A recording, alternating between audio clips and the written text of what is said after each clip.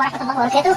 بسم الله الرحمن الرحيم، والحمد لله رب العالمين، والصلاة والسلام على سيدنا رسول الله محمد بن عبد الله وعلى آله وصحبه ومن والاه، وسلم تسليما كثيرا مباركا. فببركة اسمك الله الفتاح افتح لي خزائنك التي لا تنفذ أبدا، فاشرح لي صدري ويسر لي أمري واحلل عقدة من لساني يفقهوا قولي. ربنا عليك توكلنا وإليك أنبنا وإليك المصير. ربنا افتح بيننا وبين قومنا بالحق وأنت خير الفاتحين. ربنا لا تزغ قلوبنا بعد إذ هديتنا وهب لنا من لدنك رحمة إنك أنت الوهاب. السلام عليكم ورحمة الله وبركاته يا طلاب الصف الأول الإعدادي والصف الثالث الإعدادي. النهارده إن شاء الله هندي درس سميرة موسى مادة اللغة العربية، طبعا الدرس الثاني إن شاء الله تعالى من الوحدة الأولى، طبعا الوحدة الثانية مادة اللغة العربية الترم الأول. خلي بالكم نفس الدرس ده موجود عندكم يا طلاب أولى إعدادي.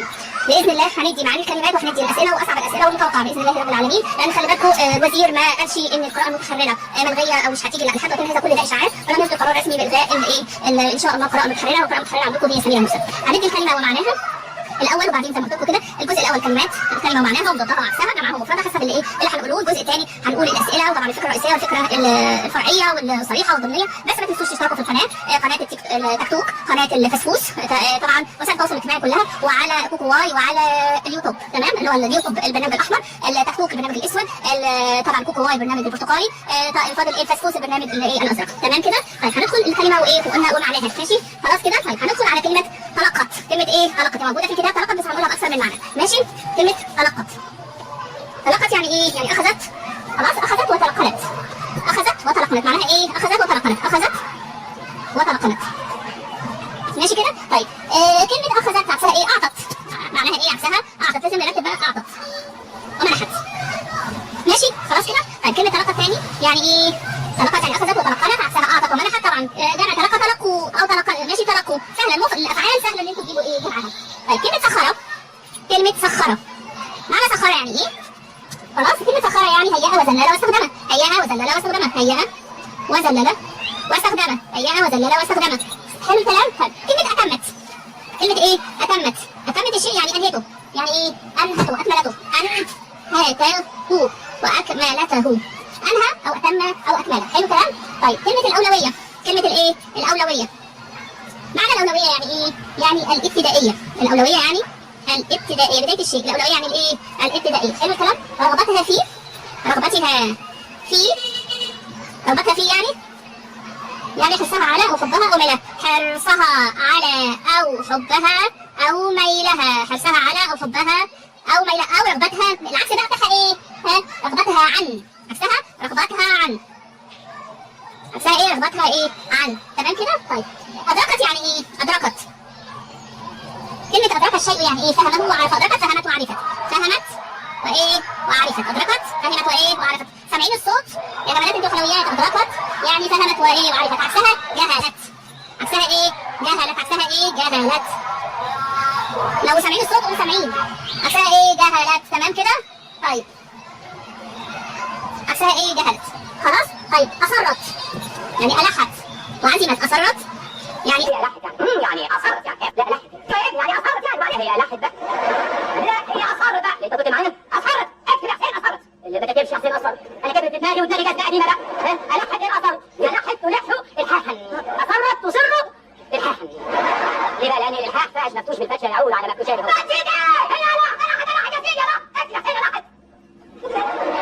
لا تبقى صارت بقى. معناها إيه؟ ألحت وعزمت وثبتت، تمام كده. عكس أصرت تهاونت وتراجعت، تهاونت وتراجعت، عكسها إيه؟ تهاونت وتراجعت، تهاونت وتراجعت. سهلة؟ ماشي خلاص كده. طيب كتاب، كتاب بضم الكاف، مش كتاب، كتاب. كتاب ده إيه؟ عبارة عن إيه؟ مكان صغير لتعليم الصغار القراءة والكتابة وتعليم القرآن كمان، خلي بالكم. يبقى الكتاب ده مكان صغير، عبارة عن مكان صغير لتعليم الصغار القرآن والقراءة والكتابة، ده كتاب، تمام كده. كلمة نبوغها، نبوغها يعني ايه؟ نبغى يعني ايه؟ يعني براعتها وإجادتها وتفوقها، براعتها وإجادتها وتفوقها. معناها ايه؟ براعتها وإجادتها وتفوقها، ده نبوغها. نقوله تاني، النبوغ بتاعها يعني ايه؟ نبوغها يعني ايه؟ قلنا يعني براعتها وإجادتها وتفوقها. خلاص كده. عكسها ايه؟ تأخرها. نبوغ يعني تقدم، خلي بالك، وتفوقها وكمان ايه؟ وتقدمها. نابغة يعني متقدمة، عكسها ايه؟ تأخرها، تمام كده. كلمة بدأ أو بدأ، كلمة بدأ أو بدأ معناها ايه؟ بدأ أو بدأ يعني ظهر ووضح، ظهر ووضح، ظهر ووضح عكسها ايه؟ اختفى. عكسها ايه؟ اختفى. عكسها ايه؟ اختفى. طيب الغوامض. الغوامض يعني ايه؟ الغوامض يعني ايه؟ ها؟ يعني الامور الخفيه والالغاز. غوامض يعني الغاز وامور خفيه، دي غوامض. حاجه لغز كده غامض مش فاهمينه. مفردها غامض. مفردها ايه؟ الغامض. مفردها الايه؟ الغامض. تمام؟ في قلم ربع مش عارفين راح فين، دي احمر تمام الاخضر. الغامض. الغامض الايه؟ الشيء العكس الشيء الواضح، صح كده ولا لا؟ الغامض عكس الشيء الايه؟ الواضح. تمام؟ يبقى الغوامض عكسها ايه؟ ها فكروا. عكس الغوامض ايه يا ولاد؟ عكس الغوامض الايه؟ الجلي او الواضح. خلاص؟ عكسها يبقى عكس الغامض. عكس الغامض عكسها ايه؟ الواضح. عكس الغامض الايه؟ الواضح. البين. ممكن الغوامض البينات الواضحات، يبقى هي ايه؟ البينات والواضحات. خلاص كده؟ سهله؟ طيب اولى يعني ايه؟ احق. هي اولى بالرعايه طبعا. كلمه اولى يعني ايه؟ كلمه اولى يعني احق، مش كده برضه؟ اهم واقدر، صح كده؟ خلاص يبقى احق واهم واقدر. احق واهم وايه؟ واقدر. طيب عكس اولى ايه؟ عكس اولى فكروا كده. عكس اولى يعني ايه؟ او اولى بالشيء اللي هو ايه؟ اخره. اولى يعني اكثر، غير جديره او غير محقه او لا تستحقه. ماشي؟ طيب التحقت يعني انضمت. كلمه التحقت يعني انضمت. التحقت معناها انضمت. التحقت بكليه يعني انضمت اليها. مش كده؟ التحقت انضمت. عكسها ايه؟ انفصلت. عكسها ايه؟ انفصلت. عكسها انفصلت. عكس التحقت انفصلت. حصلت يعني نالت. حصلت يعني نالت. حصلت يعني نالت. عكسها فقدت. عكسها ايه؟ فقدت. عكسها فقدت. تمام كده؟ ماشي؟ طيب ندخل على المعنى اللي بعده. نيجي على معاني ان شاء الله كده هنقول معاني الدرس كله باذنك يا رب. ماشي؟ طيب قلنا انتخبت يعني انضمت. عكسها انفصلت. مش كده برضه؟ طيب كلمه الماجستير الدرجه العلميه قبل الدكتوراه. الماجستير هي ايه؟ الدرجه العلميه قبل الدكتوراه. الماجستير هي ايه؟ درجه علميه قبل درجه الدكتوراه. خلاص الماجستير درجه علميه قبل درجه الايه؟ الدكتوراه. ماشي؟ طيب غادرت يعني تركت. كلمه غادرت يعني ايه؟ غادرت يعني ايه؟ تركت. غادرت تركت. غادرت يعني ايه؟ تركت. ورحلت. معلش كاتبينها ورحلت. تركت ورحلت. عكس غادرت عكس غادرت يعني ايه؟ اقامت. عكسها ايه؟ اقامت. ماشي كده؟ طيب كلمة منحة عطية وهبة. كلمة منحة ايه؟ عطية وهبة. كلمة منحة. كلمة منحة كده بالأسمر. كلمة منحة اللي هي ايه؟ عطية وهبة. معلش بقى كلمة منحة عطية وايه؟ وهبة. خلاص؟ جمعها منح. جمعها اهي منح. ماشي؟ طيب كلمة بعثة. كلمة بعثة. بعثة يعني إيفاد للدراسة. بعثة يعني إيفاد للدراسة، وهي هيئة ترسل في عمل معين مؤقت. وهي هيئة ترسل في عمل معين مؤقت. يبعث يعني يرسل. معنى يبعث في بعثة يعني يرسل، صح كده؟ معنى يبعث يعني ايه؟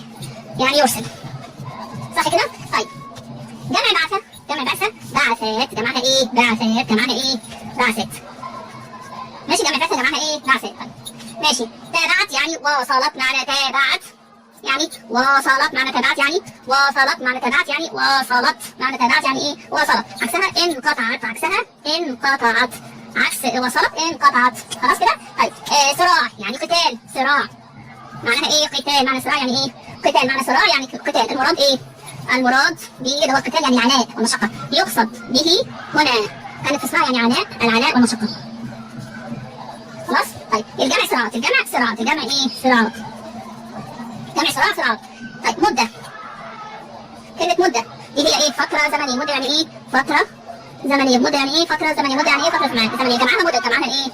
مدد. مدة جمعها مدد. الأوساط يعني البيئات. الأوساط يعني ايه؟ يعني البيئات. الأوساط يعني الايه؟ البيئات. مش كده؟ الأوساط العلمية يعني البيئات العلمية. اهي الأوساط العلمية يعني البيئات العلمية. مش كده برضو؟ بيئات والحقول العلمية. والحقول الايه؟ العلمية. طيب مفردها اهي الوسط. مفردها الوسط. مش كده؟ تسخر. كلمة تسخر يعني تهيئ. تسخر يعني ايه؟ تهيئ وتذلل. تهيئ وتذلل. مش كده برضه؟ طيب كلمة ايه؟ عقدة. أقامة. كلمة عقدة.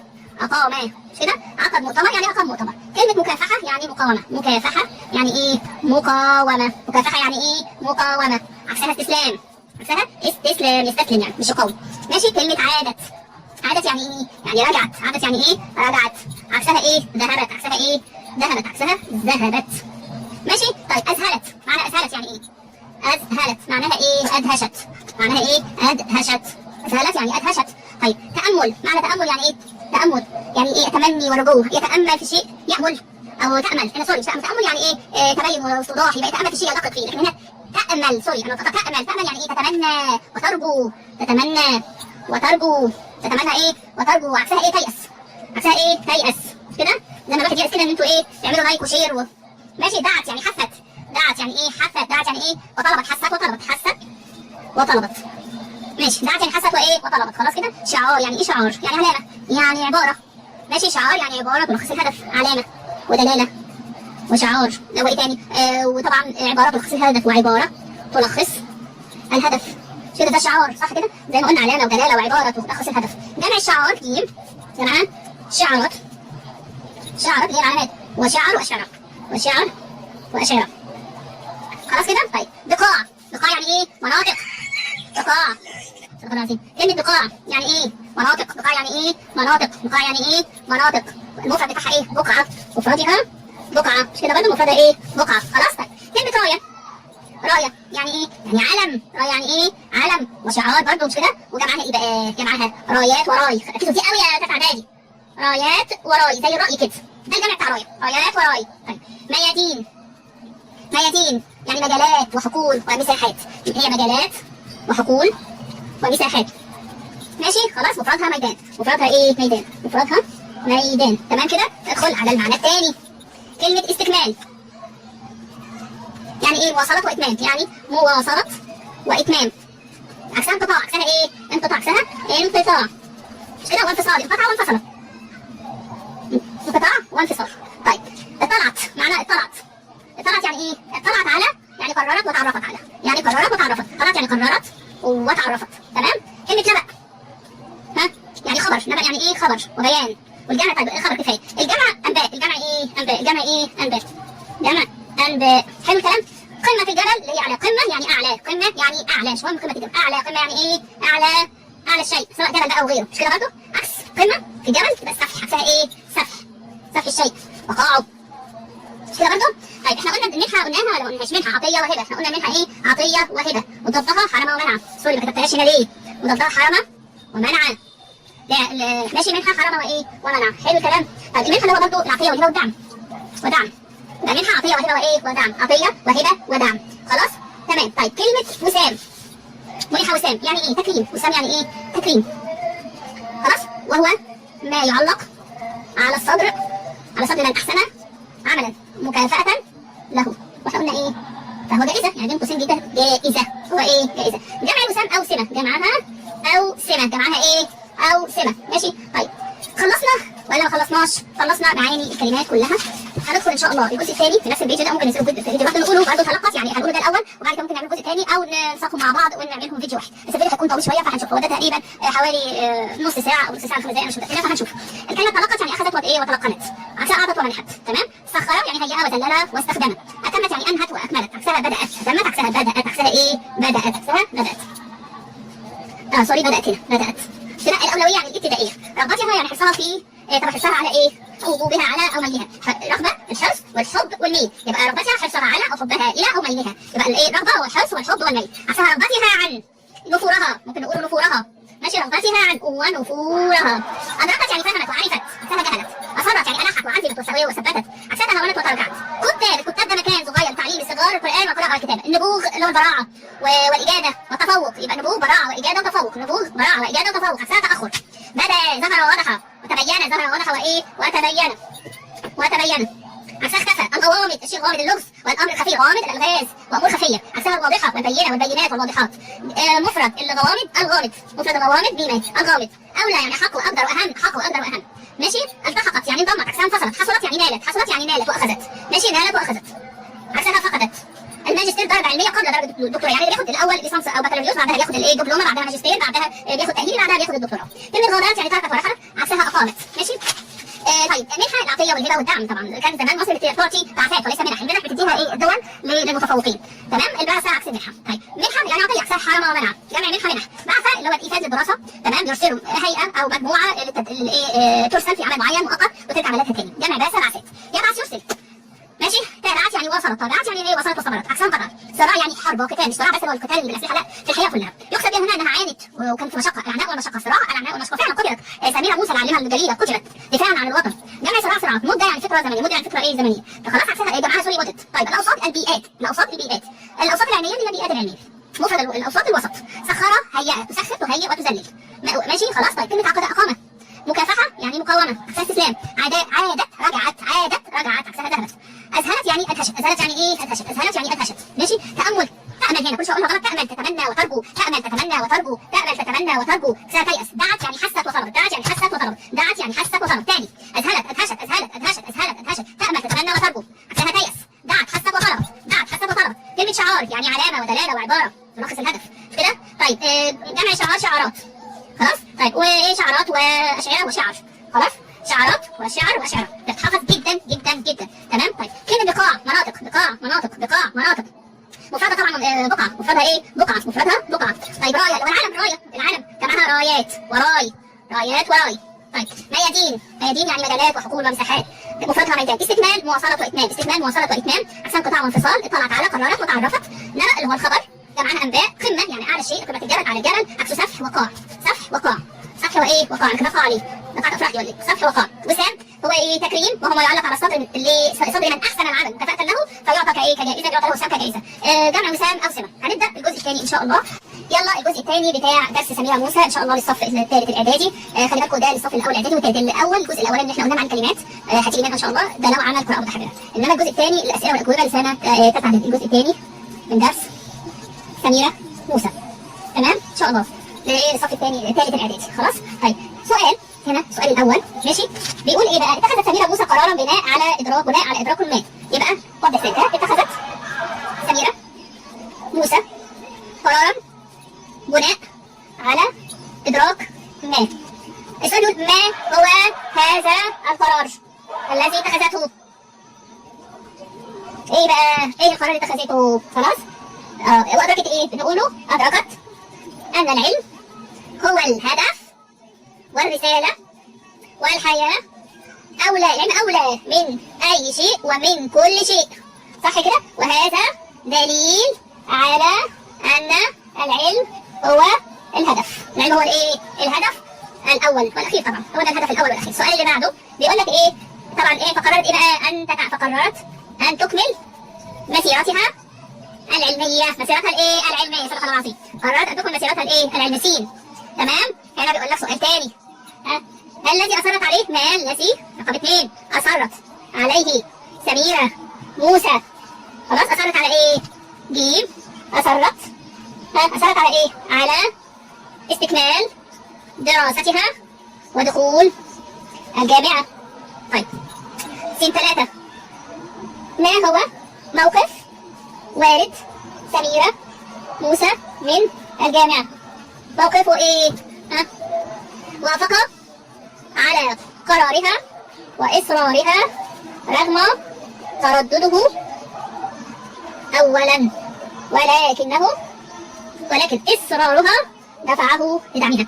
يعني ايه الحاجه دول؟ سميره موسى خدت قرار انها تكمل التعليم وان العلم هو الهدف وان ايه تاني؟ وان لازم تكمل مسيرتها العلميه. ده ايه اهم حاجه سميره موسى اثرت عليه. طيب اثرت على ايه؟ انها استكمال دراستها ودخول الجامعه. موقف والد سميره موسى في الاول كان ايه؟ كان رافض طبعا، ولكن نتيجه لاصرارها واتخاذها للقرار رغم انه في الاول تردد، ولكنه ايه؟ اصرارها دفعه لدعمها بقى، ان انتقل معاها للجامعه في القاهره وعاش معاها في القاهره عشان بعد وفاه والدتها عشان تكمل ايه؟ تعليمها. خلاص. طيب سؤال بيقول اذكر دليل ان سميره موسى طفله غير عادية، طفلة غير عادية.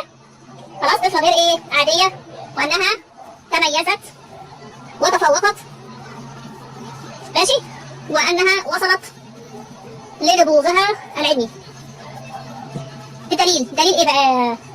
كانت من صغرها تنال وتحصل على المركز الاول في جميع سنوات الدراسة وكلية العلوم جامعة اللي هي فؤاد الأول اللي هي كانت القاهرة، اللي هي ايه؟ القاهرة حاليا.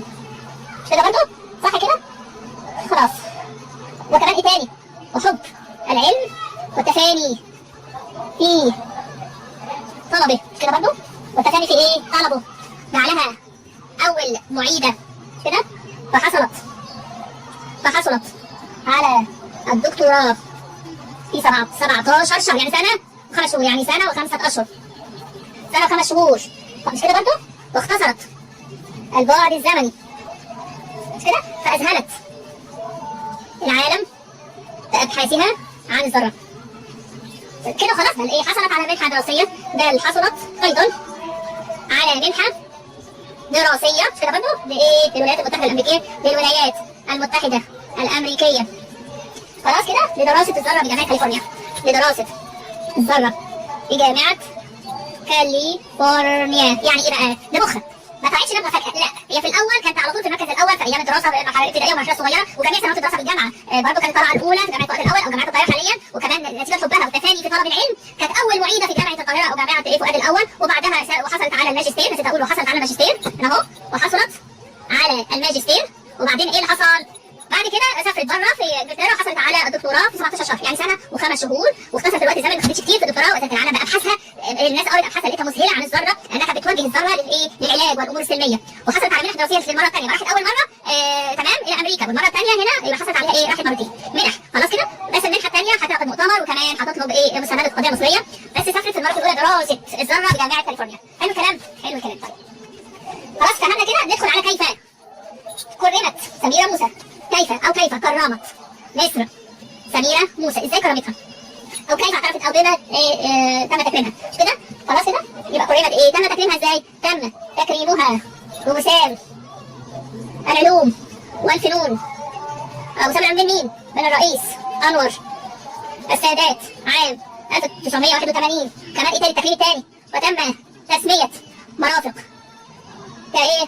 كمدرسة وقصر ثقافة باسمها في قريتها عام 98. تمام؟ حلو الكلام؟ طيب احنا قلنا ايه دليل ان هي طفلة عادية وانها تميزت وتفوقت وانها وصلت للبلوغ العلمي وادراكها لقيمة العلم، مش كده برضه؟ ونقول وادراكها لقيمة الايه؟ لقيمة العلم من صغرها.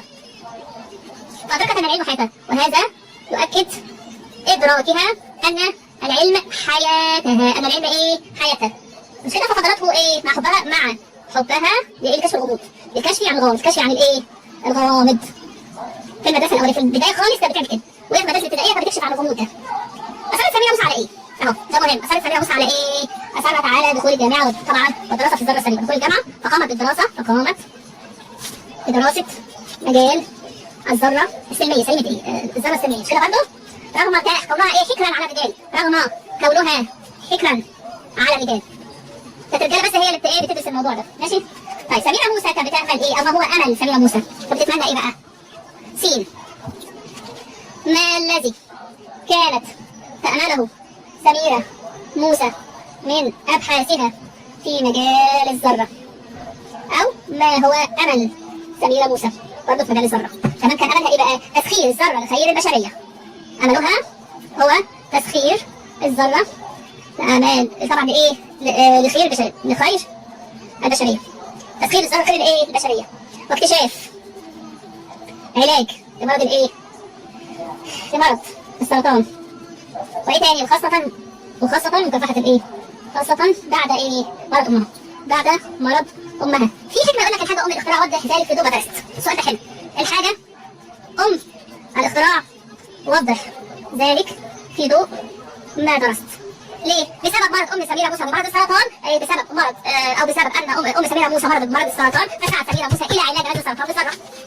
ماشي، بسبب ان ام سميرة موسى مرضت بمرض السرطان، مما دفع سميرة موسى إلى تخصيص كل أبحاثها في الذرة السلمية لعلاج هذا المرض. مش كده برضه؟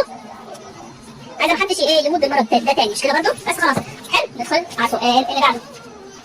ماشي؟ طيب اذكر سين. ماشي سين. تكلم عن اذكر ما هو المكان او اذكر اين عقد. اذكر اين عقد. اذكر اين عقد المؤتمر الدولي ومكانه. ايه تاني؟ مكانه ايه تاني؟ وهنتكلم عن الذي طبعا المكان الذي دعت اليه سميرة موسى، الذي دعت اليه سميرة موسى. وايه تاني؟ وما هو الشعار. كده وما هو الشعار، ومن هم المشاركون بهذا المؤتمر. هنقول مين بقى؟ هنقول ايه؟ مكان هو كلية العلوم. المكان كلية العلوم جامعة القاهرة، صح كده؟ جامعة القاهرة. وشعار الذرة من أجل والشعار هو الذرة من أجل السلام، صح كده؟ الذرة من أجل ايه؟ السلام. صح ولا ما صحش؟ من اهل السلام. والمشاركون كان ايه؟ كبار علماء الذره من الايه في العالم. والمشاركون هم كبار علماء الذره في العالم. سهله كده؟ سهله كده. ما هو سبب سفر سميرة موسى لانجلترا؟ سافر انجلترا مره واحده، سافر امريكا مرتين. ما هو سبب سفر سميرة موسى الى انجلترا؟ سفر سميرة موسى انجلترا ليه؟ خلاص؟ ليه؟ حيث ايه؟ بعثت لبعثة الى الحصول على الدكتوراه في الذرة. حيث ارسلت لبعثة للحصول على درجة الدكتوراه في الذرة. درجة الدكتوراه فين؟ في الذرة. خلاص كده؟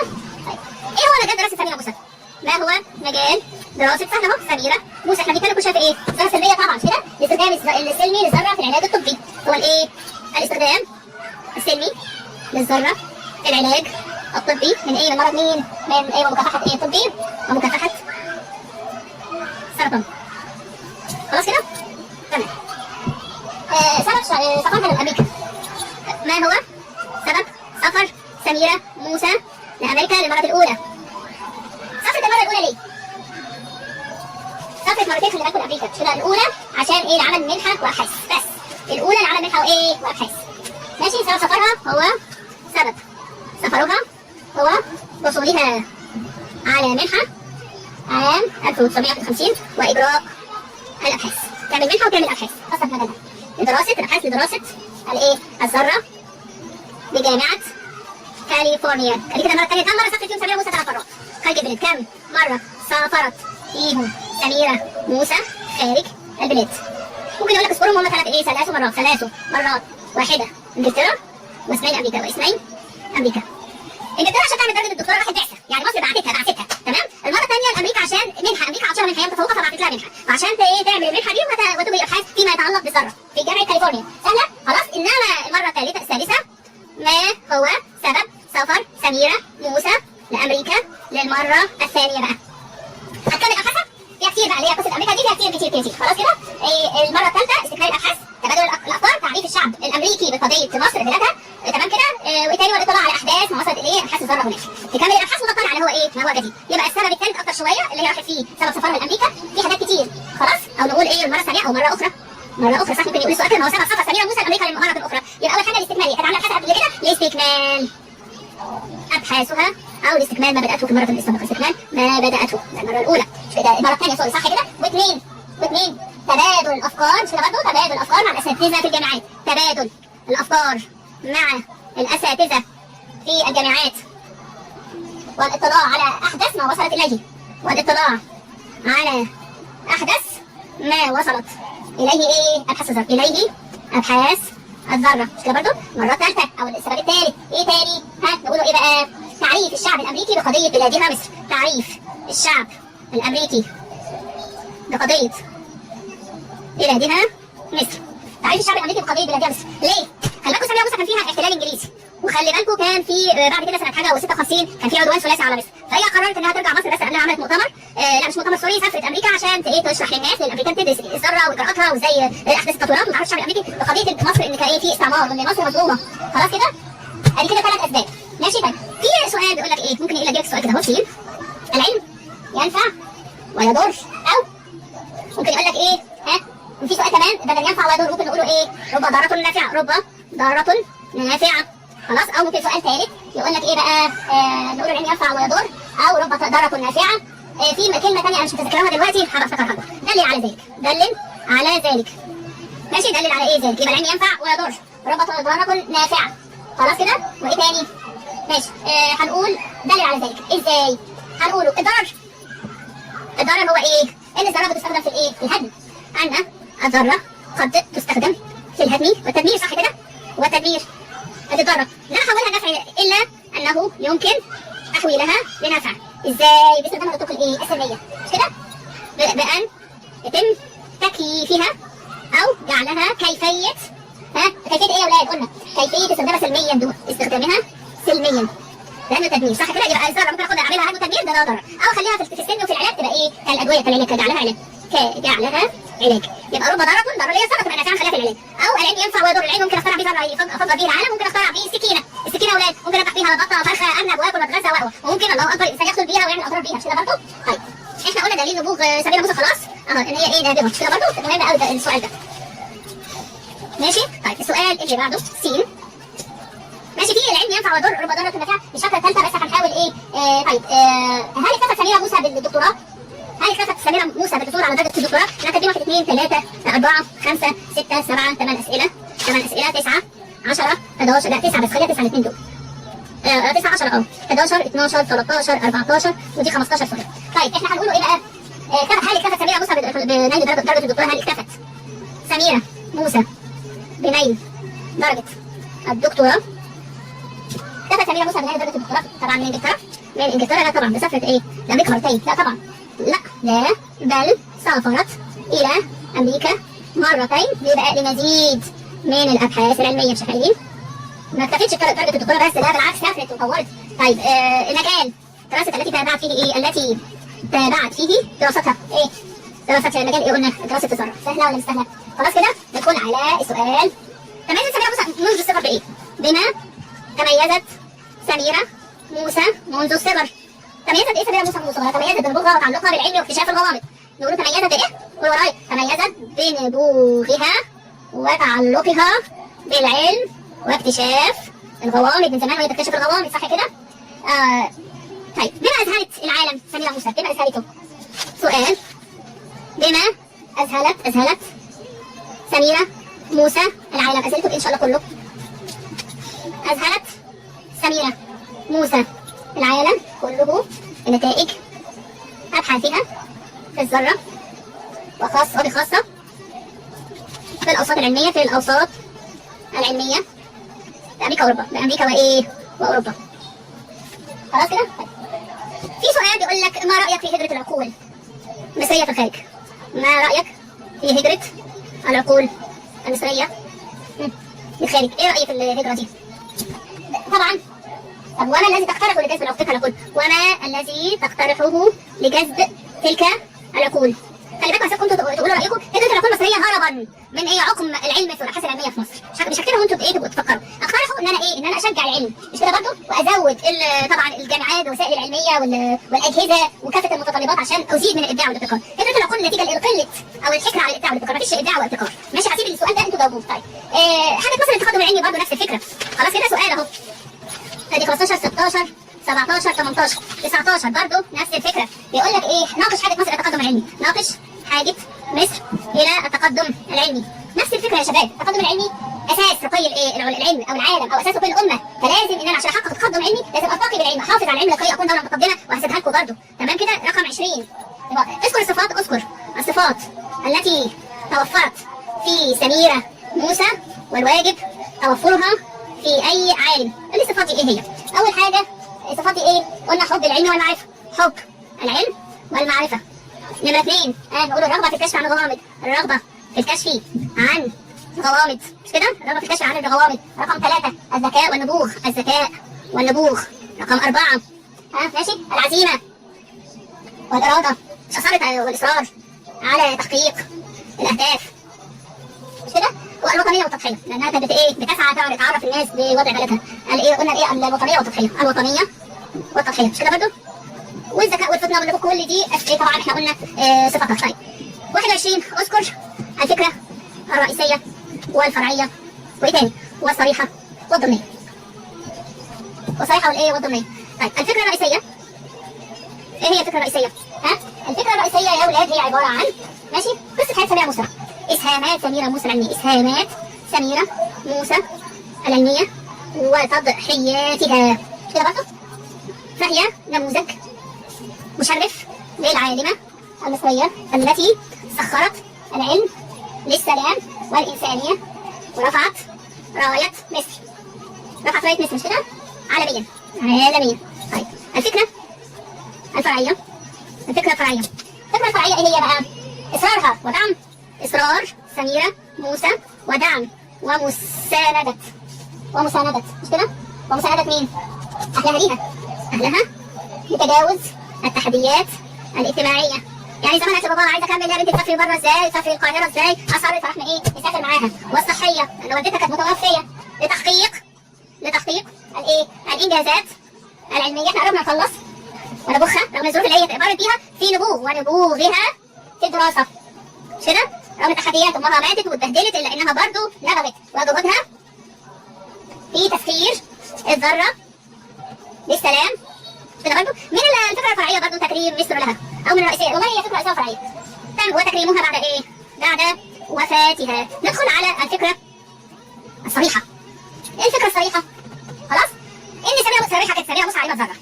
ان سميره موسى عالمه ذره.